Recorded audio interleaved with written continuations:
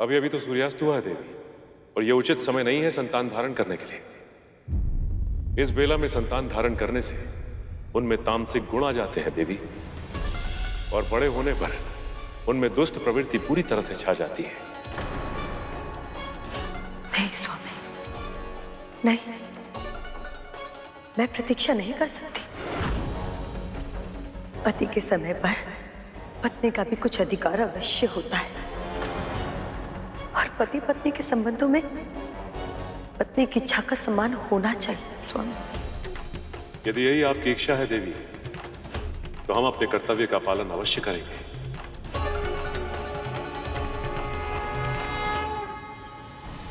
जैसा उन्होंने कहा था बिल्कुल वैसा ही हुआ। असुरों में जन्म से ही तामसिक गुण थे। वो स्वभाव में क्रूर थे और दूसरों की पीड़ा में ही आनंद लेते थे। उन्हें अनुशासन में रखना दिति दीदी के लिए भी कठिन था। पिता होने के नाते स्वामी ने देवों और दानवों को समान रूप से धर्मशास्त्रों का अध्ययन कराया। देवताओं ने अपनी शिक्षा का अर्थ भी समझा और उसे विश्व कल्याण के लिए अपने कर्म में भी उतारा।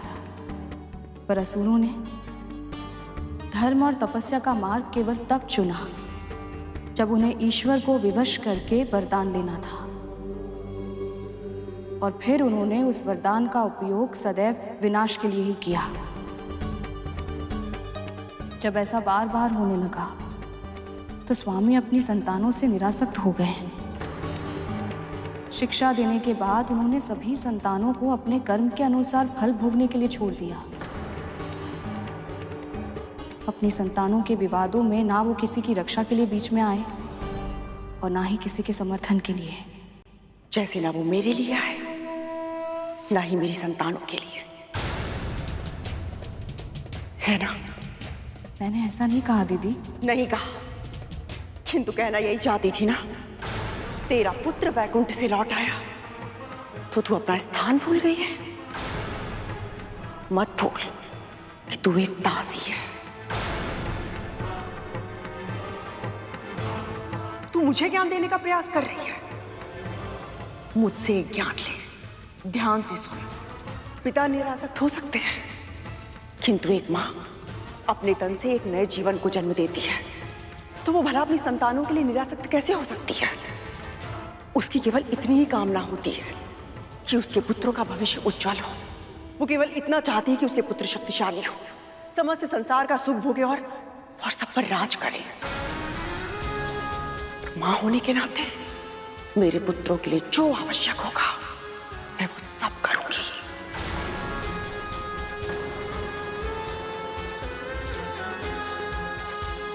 पर दीदी,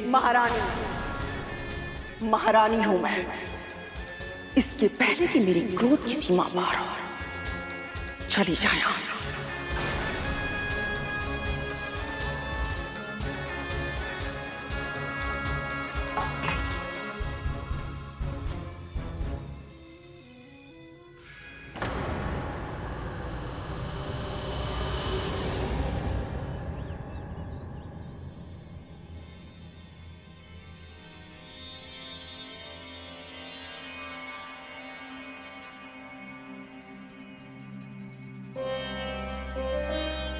माँ,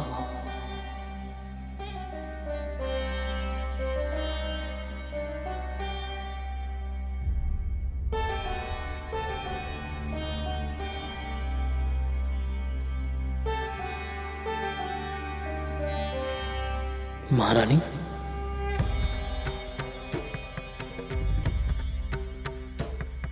वे माता ही सही, किंतु मां तो मैं भी हूं ना।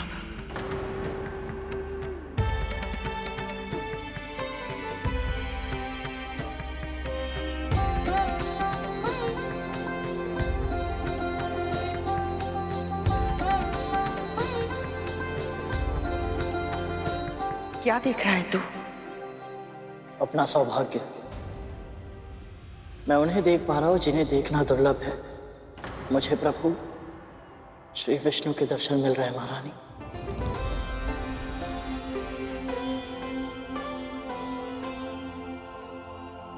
मुझे तो वहां कुछ नहीं दिखाई दे रहा।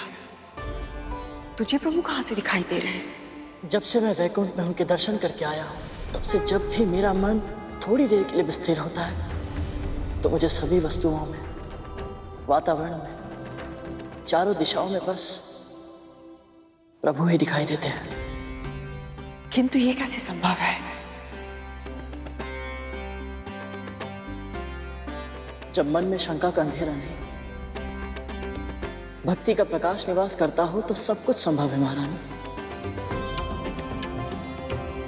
मेरी आंखों से देखिए,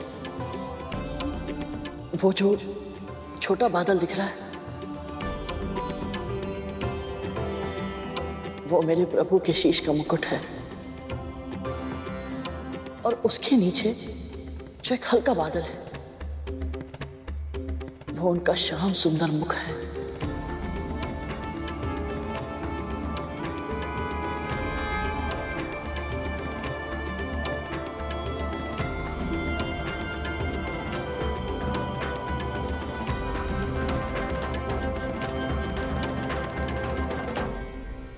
ब्रह्मा ने सृष्टि की रचना की, शिव उसके लयंकर है, जिनमें सब लय हो जाता है। प्रलय भी उन्हीं में है और विलय भी उन्हीं से है।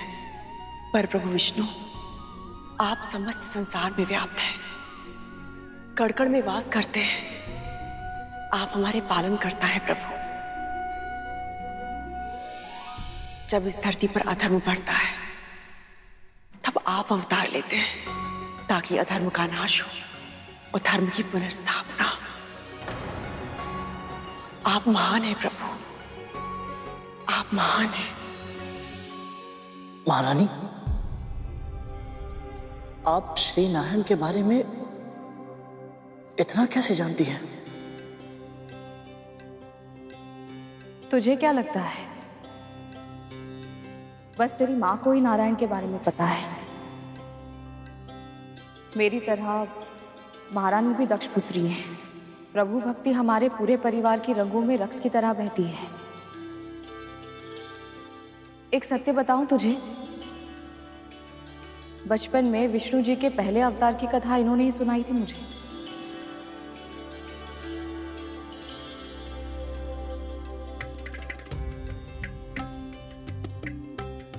विष्णु जी का अवतार?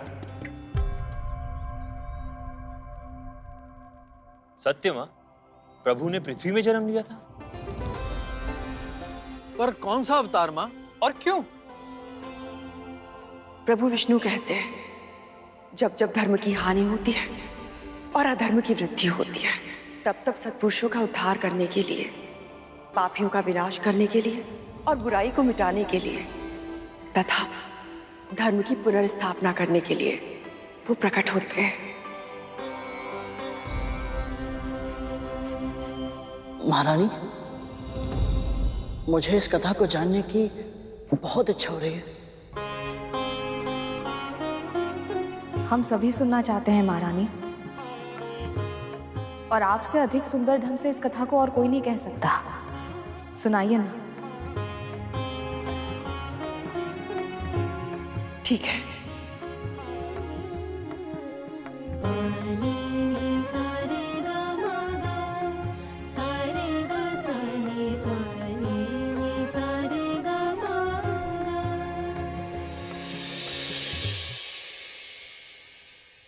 त्रिदेव अर्थात ब्रह्मा विष्णु महेश एक साथ समन्वय में अपना अपना कार्य करते हैं, ताकि ये संसार सुचारू रूप से चल सके। मानव के समय के अनुसार 6 माह का एक अयन होता है। वर्ष में 2 अयन होते हैं, उत्तरायण और दक्षिणायन। एक उत्तरायण देवताओं के लिए 1 दिन के बराबर होता है और एक दक्षिणायन 1 रात्रि के बराबर। इसी प्रकार जब देवताओं के 12 सहस्त्र दिव्य वर्ष पूरे होते हैं, तब पूरा होता है चतुर्युग। चतुर्युग? 4 युग अर्थात सतयुग, त्रेता युग, द्वापर युग और कलयुग। ऐसे 1 सहस्त्र चतुर्युगों के बराबर ब्रह्मा जी का 1 दिन होता है, और वो दिन समाप्त होने पर नैमित्तिक प्रलय होती है। समस्त सृष्टि का विनाश हो जाता है। भूलोक, भूर्वलोक, स्वर्गलोक सब नष्ट हो जाते हैं। और इस महाप्रलय के बाद ब्रह्मा जी के एक दिन के बराबर उनकी एक रात्रि होती है। और ये रात्रि बीतने के बाद सृष्टि के विकास की यात्रा फिर से प्रारंभ होती है। फिर से नया जीवन जन्म लेता है। फिर से संसार 4 युगों में बंटता है। और ये समय का क्रम यूं ही चलता रहता है लगातार, जब तक ब्रह्मा जी के 100 वर्ष पूरे नहीं हो जाते तब तक। हे ईश्वर, समय इतना विशाल है, इतना वृहद है, इसकी तो कल्पना भी नहीं थी मुझे। सचमुच में पृथ्वी का ऐसा विभाजन, सृष्टि की ये यात्रा अद्भुत है। विकास, विनाश, सृष्टि और संहार, ये जीवन का अटल नियम है। समय समय पर इन्हें होना ही होता है, तभी तो संसार का संतुलन बना रहता है। ऐसे ही एक समय आया था प्रलय का, जब धरती पे महाराज सत्यव्रत शासन कर रहे थे। ओम सूर्य देवाय नमः। ओम सूर्य देवाय नमः। महाराज सत्यव्रत, मत्स्य, मुझसे तुम बात कर रहे हो? जी महाराज, मैं आपकी शरण में, मेरी रक्षा कीजिए। सत्यव्रत अपने धर्म का पालन अवश्य करेगा। ऐसा कहकर महाराज सत्यव्रत ने उस मत्स्य को अपने कमंडल में रख लिया।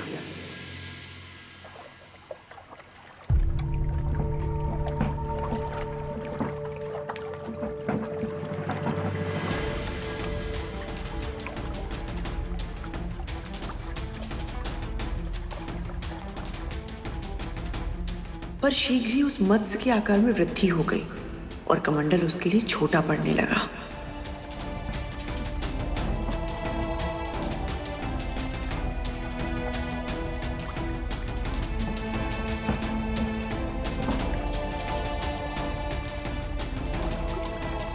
तब महाराज को एक बार फिर उस पर दया आई और उन्होंने उस निरीह प्राणी को कमंडल से निकालकर एक बड़े पात्र में डाल दिया।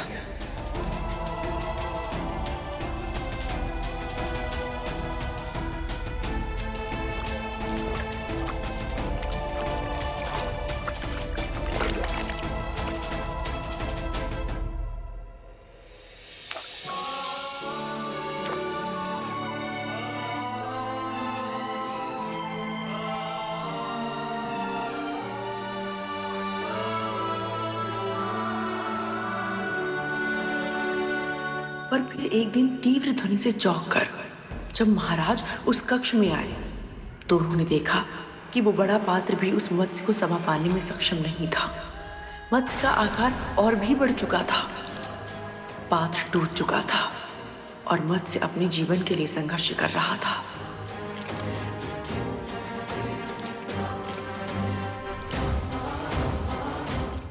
अब महाराज के सामने उसे समुद्र में पहुंचाने के सिवा और कोई चारा ना था।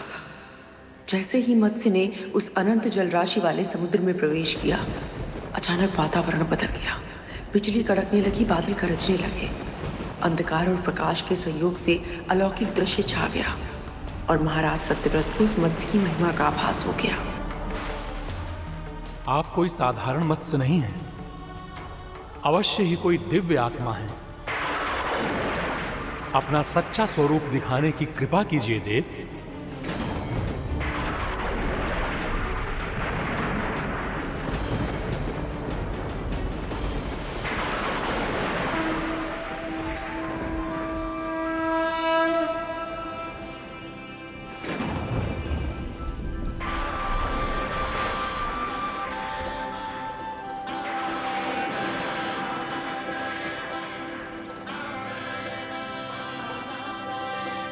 प्रणाम प्रभु।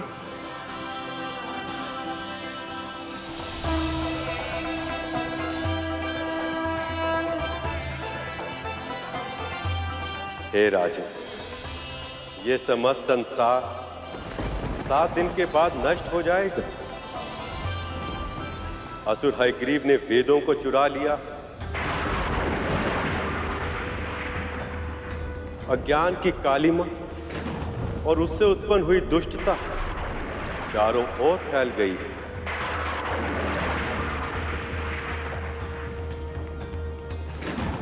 संसार में अधर्म और पाप छाया हुआ, इसलिए मैंने हयग्रीव के प्राणों का अंत करने के लिए और उसके द्वारा फैलाई गई बुराई को पूर्ण रूप से समाप्त करने के लिए मत्स्य रूप में यह अवतार लिया।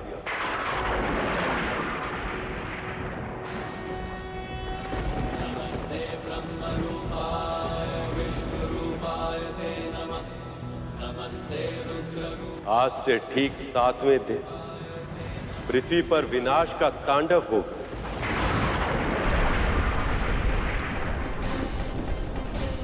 भयानक वर्षा होगी, समुद्र का जल स्तर इतना अधिक बढ़ जाएगा कि पूरी पृथ्वी उसमें डूब जाएगी।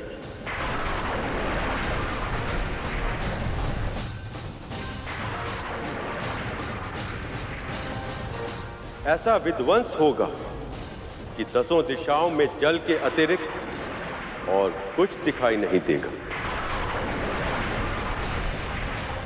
इसलिए हे राजन, आपको एक ऐसी विशाल नाव का निर्माण करना होगा जिसमें सभी प्रकार के वृक्षों, वनस्पति के बीजों, जड़ी बूटियों, पशु पक्षियों और सप्तऋषि आदि को उस नाव में एकत्रित करना होगा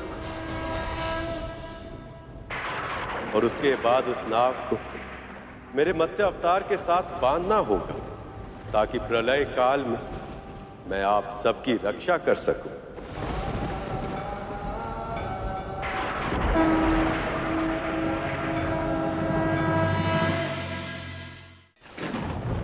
कालांतर में जब सृष्टि का सृजन होगा तब उस नए संसार की आप प्रजापति कहलाएंगे। विनाश के मध्य जीवन के संरक्षण और विकास का दायित्व आपको ही निभाना होगा।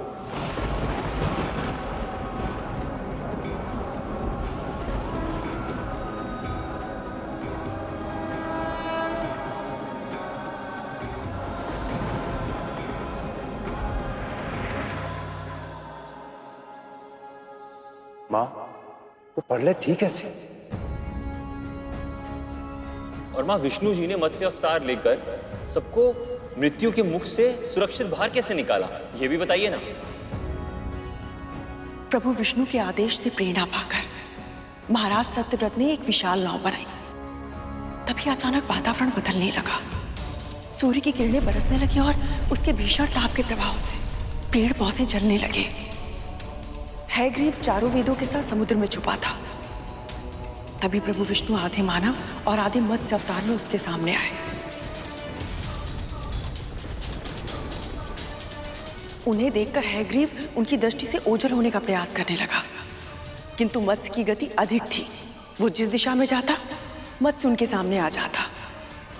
अब असुर घबराने लगा, शीघ्र ही ज्वालामुखी फटने लगा। पिघला हुआ लावा अपने मार्ग में आने वाली हर वस्तु को जलाने लगा। पहाड़ों पर हिम पिघलने लगी और फिर आई हिम की आंधी। उधर हयग्रीव उस विशाल मत्स्य को देखकर चिंतित था। अपने दिव्यास्त्रों से बार बार वो उन पर प्रहार करने लगा। तभी मत्स्य ने अपना मुंह खोला और सारे तीर, भाले, अस्त्र शस्त्र सब अपने मुख में समा लिए। ये देखकर हयग्रीव व्याकुल हो उठा। उसके हाथ से छूटकर चारों वेद नीचे गिरने लगे। इसके पहले कि समुद्र तल की गहराइयों में वो सदैव सदैव के लिए खो जाते, मत्स्य ने गोता लगाकर उन्हें अपने मुख में रख लिया। क्रोधित हयग्रीव उन पर आक्रमण करने का प्रयास कर रहा था। तभी प्रभु ने मत्स्य अवतार लेकर एक ही बार में उस असुर का पेट चीरकर उसका वध कर दिया। हयग्रीव का वध होते ही अन्य पशु, राक्षस, दानव और बुरी शक्तियां तड़प तड़प कर अपने प्राण त्यागने लगी। धरती पापियों के बोझ से मुक्त हो गई थी।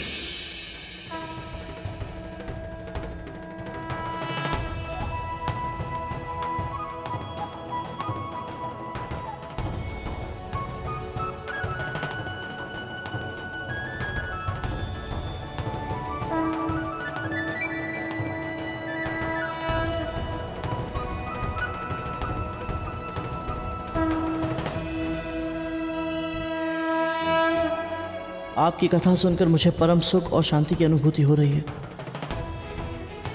किंतु माँ की दास्ता का भार अभी मेरे मन को खाए जा रहा है। कृपा करें महाप्रभु।